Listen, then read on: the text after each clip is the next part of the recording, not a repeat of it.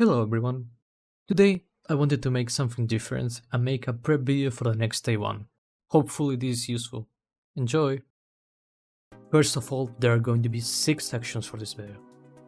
First one being weapons, second one being exotic armor, next one builds, then artifact mods, then info and tips, and lastly class composition and damage rotation. Here are the timestamps for each part. So now that we got that out of the way, let's get started. First of all, we have weapons. On the kinetic slot, we want to bring Witherhorde for ad clear, Izanagis for DPS, Lumina for a free 35% buff, conditional finality for being the best shotgun in the game, and lastly Arbalest to deal with barriers and long range enemies. When it comes to legendaries, we want to bring Riptide to deal with overloads and unstoppables, Heritage for a very consistent slug, Succession for being the best sniper in the game, New Pacific for being the only waveframe on the kinetic slot, and lastly Wastelander for double pallet DPS. Now it's time for specials. First we want to bring 4 Horsemen as a really good option against yellow bars. Then we want to bring Divinity as a free 50% debuff against long range bosses. And then we have Trinity and Sunshot as a way to create heavy with finders and scouts. And lastly we have Arianas as a way to deal with barriers. Moving on, we have legendaries. First, I would highly recommend bringing for Burns, as it is the best special in the game. Next on the list we have Explosive Personality as a really good pair with Rain of Fire. Then we have Wilderflight, which is insane at DPS. After that we have Cartesian and Distance Immoral, which are good replacements for Wilderflight. And lastly we have Nessa and Without Remorse for both double slug and double pallet. Besides these weapons, I will also recommend bringing Hollow, Acacia, and Path depending on your subclass, and also any Blinding Geo. And now it's time for heavy weapons. To start off we have G-Horn that allows rocket DPS, after that we have Tractor for the 30% debuff. Next on the list we have Parasite, that's really good for burst damage for bosses like Aatrox. To finish off we have Anarchy and Cinephage for different types of ad clear. And now it's time for legendary heavies. To start off we have the other half that is a must have for transitions. Next we have Apex, which is arguably the best rocket in the game. And to finish off this section we have Fixed Odds and Corrective Measures that are really good for ad clear. When it comes to exotic armor, there are certain outliers that are worth mentioning. For example, for Warlock Helmet we have Cenotap, Stag. For gauntlets we have Sunbursers, Karstins and Contraverse, and also new Void gauntlets. For chest piece we have Vesper, and to finish off we have T-Steps, Rain of Fire and Lunas. Moving on to Hunter's Helmet, we have Nighthawk, Raider and Assassins. For gauntlets we have Aeons, and for chest piece we have Omni and Gear Falcons. And to finish off Hunters, we have Star Eaters and Stompies. When it comes to Titans, we have Stintos and Aeons, and also new Solar Gauntlets. And for chest piece, we have Hoyle and Cuirass. And to finish off this section, we have Lion Ramparts and Cradle. Moving on to builds, I will only be showing the ones I think are worth bringing.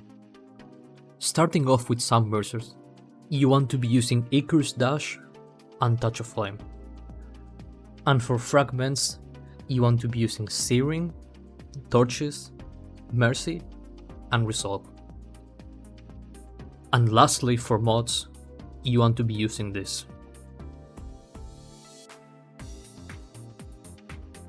For Strand Vesper, you want to be using Mindspoon and Weaver's Call.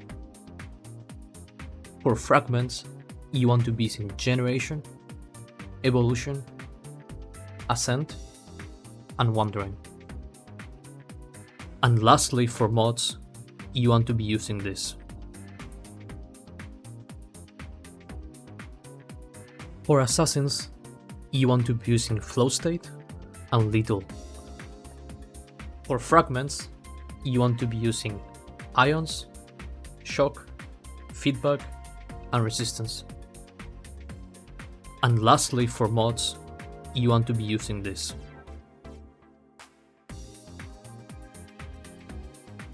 For Gear Falcon, you want to be using Vanishing Step and Stylish Execution. For fragments, you want to be using Cessation, Undermining, Starvation, and Persistence. And lastly, for mods, you want to be using this.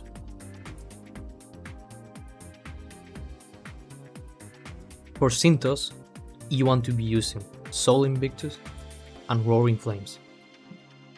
For fragments, you want to be using Searing, Mercy, Torches, and Solace. And lastly, for mods, you want to be using this.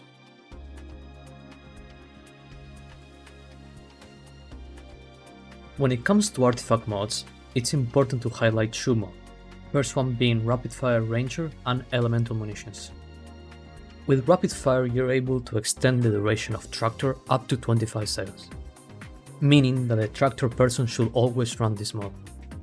For Elemental Munitions, it's important to know that the mod works with Finders and Scouts, meaning that if you're using Lumina, Sunshot, or Trinity, you should run this mod as it lowers the amount of kills that you need to make a brick.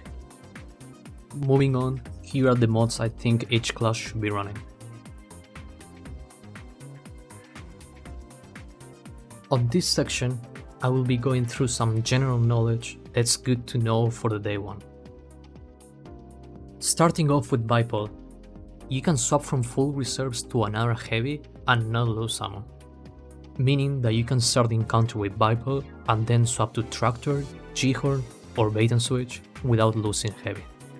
When it comes to armor, I recommend having in your inventory one chest piece with reserves, so when you rally you get free heavy, and a class item with one true finisher, if you're using Stormbracers or Hammers. And lastly, for loadouts, I would recommend having 3 loadouts for each subclass. First one being for neutral game, second one being for DPS, and last one for Xeno or Aeons. For the final section, we have class composition and damage rotations. Starting off with class composition, I would recommend bringing at least 3 Warlocks and 2 Titans. The 6th player can either choose between another Warlock or another Titan. When it comes to boss DPS, there are 2 situations.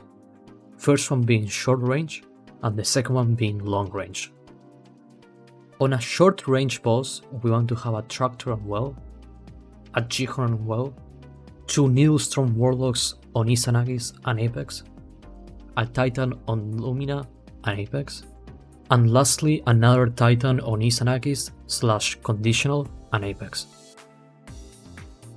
For long range bosses, we want to have a Warlock on Divinity, another Warlock on G-Horn, 2 Needlestorm Warlocks on Izanagis and Apex, a Titan on Lumina and Apex, and lastly another Titan on Izanagis and Apex.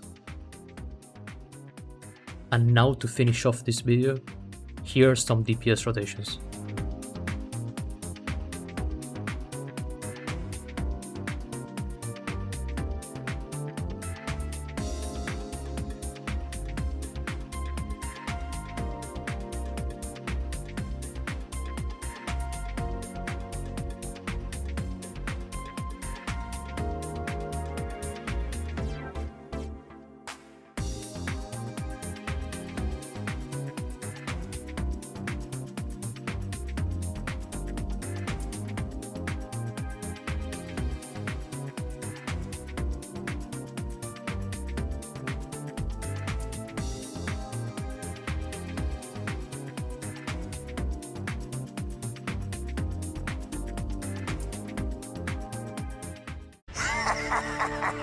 Yet another glorious execution!